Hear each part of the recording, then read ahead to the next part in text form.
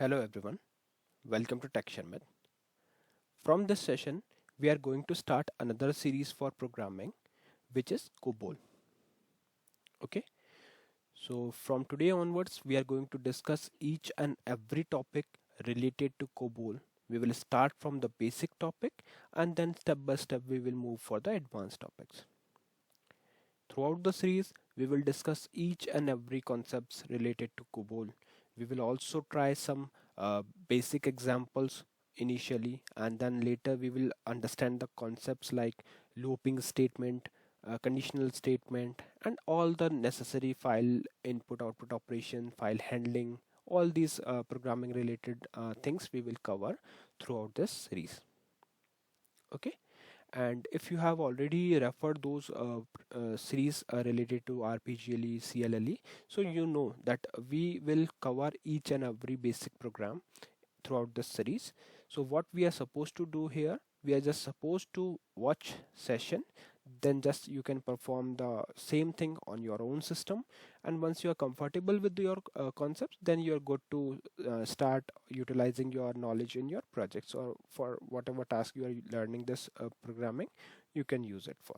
Okay, and as our previous playlist, we are also going to cover some examples, not examples exactly, but projects, right? We will make some projects as well through Cobol programming language. We will make some case studies. We will try to utilize all learning concepts in one a single project. Okay, there we will see all the scenarios, like we will combine up all the things that we have that we will learn throughout the series. Okay, fine. So I think now we are good to start with this session. So mainly, before we learn any topic, it is necessary to know at least some basic theoretical things about that. Okay, so just in order to explain you some theoretical information or provide you some theoretical information, I have created this session where we will just discuss on the basic things, basic theoretical things related to Cobol.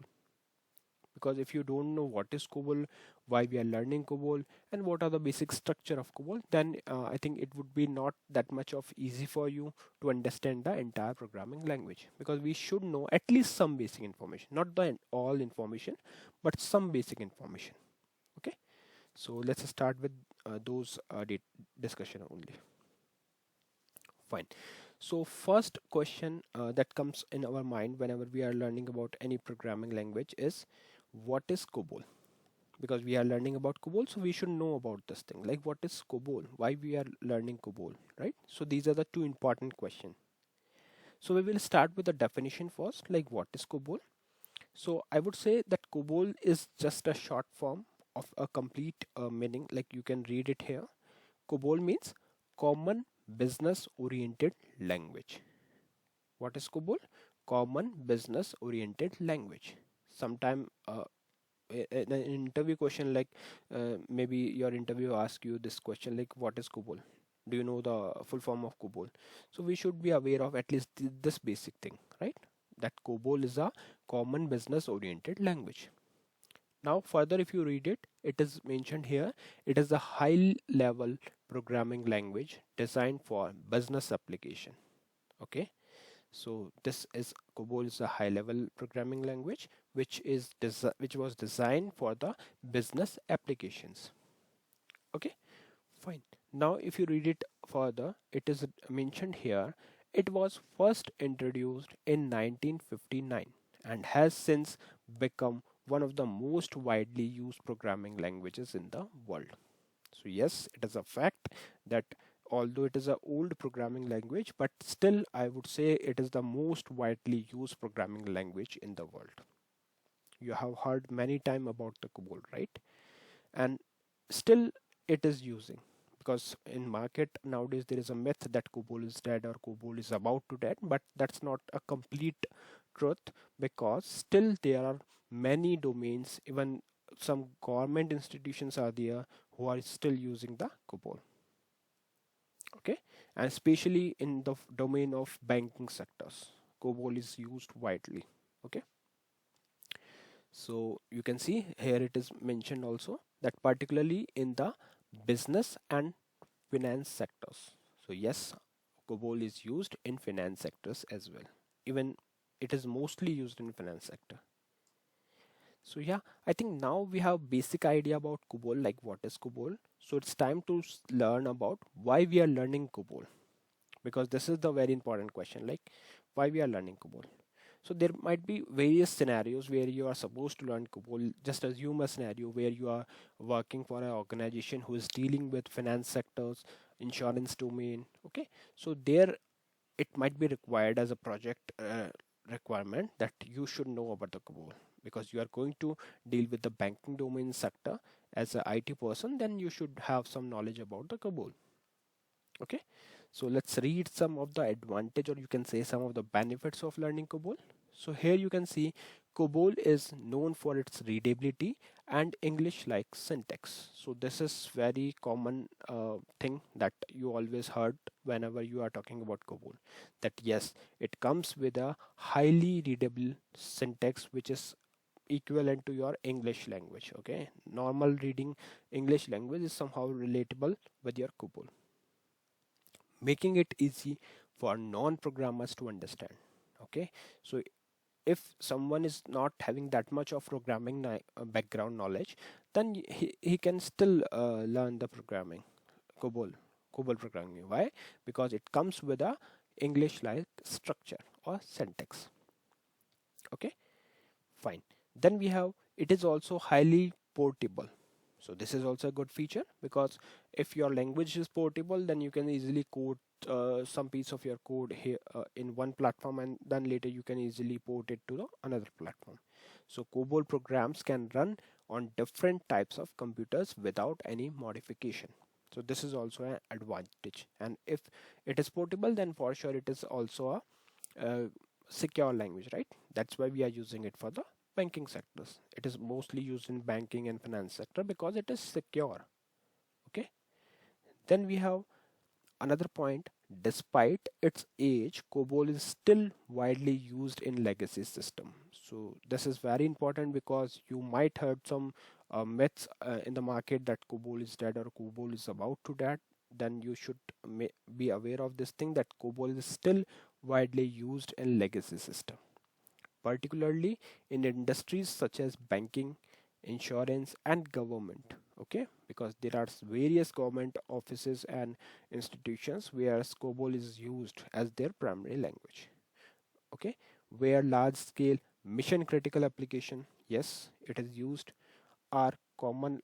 Then here it is mentioned, learning COBOL can therefore open a range of career opportunities for the programmers. For sure, if you are dealing with the banking domain, insurance domain, then yes, if you know the COBOL, then for sure it will give you a benefit. Okay. So yeah, these are the two basic questions related to COBOL, that what is COBOL and why we learned COBOL. Then another needful thing is structure, because to learn any programming language, you should know about the basic structure of it. So in programming, COBOL programming, program is divided into mainly four parts, which we can say as a division. Okay, so there are mainly four division. The first division is identification division, then we have environment division, then we have data division, and at last we have procedure division. Okay, so these are the four divisions. So let's learn one by one about each division. First one is identification division. What is identification division? It provides program identification details like name, author, and creation date. Okay, so from its name itself it is clear, right? Because it is identification division, so it is providing us identification details like name of the program, author name, creation date. Likewise, if you look at the second division, which is environment division, so it is defines the operating environment.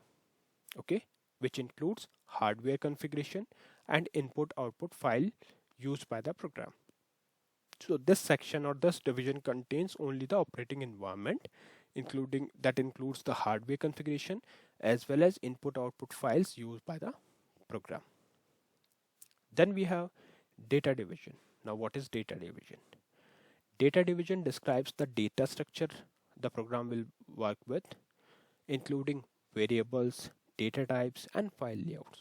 So all the stuff related to program, which is like variable, data type, file layouts, all these things comes under the data division section. Then at last we have procedure division, which is the main part of the program because it contains the core logic of the program with statements that manipulates the data, perform calculations, control program flow, and handle input output operation. So these all things comes under the procedure division. Okay, so this is just a basic structure. Don't get confused in between these things because step by step you will learn these things by the time. So don't get confused, just stay just grab the basic things what we are discussing here, because if you compare it with some content present on the internet, then you might get confused that there is some extra information, there is some other information. So we are just dealing with a basic things. Okay, once you are comfortable with these basic things, then we will step by step move for the advanced things. Okay, so for time being, just focus on the things that I'm explaining to you, and later by the time we will explore each and every concept related to Cobol.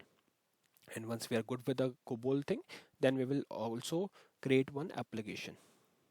Okay, project. Fine. So although there are various information available related to Cobol, theoretical wise, okay, but we are not going to cover all these things because mainly we will focus on the programming part, because it is always better to have the practical knowledge, because theoretical thing is something that we can learn by the time, right? But practical is something that we should invest some time on practical learning. We should know how program is working, what all concepts are there, what all syntaxes are there. So that's why I just mentioned only these three important points which I think we should know before we start any programming language. So yeah, that's all for today. I hope it is clear to all of you. In the next session, we will discuss few more things. So thank you for watching Tech Sharmit.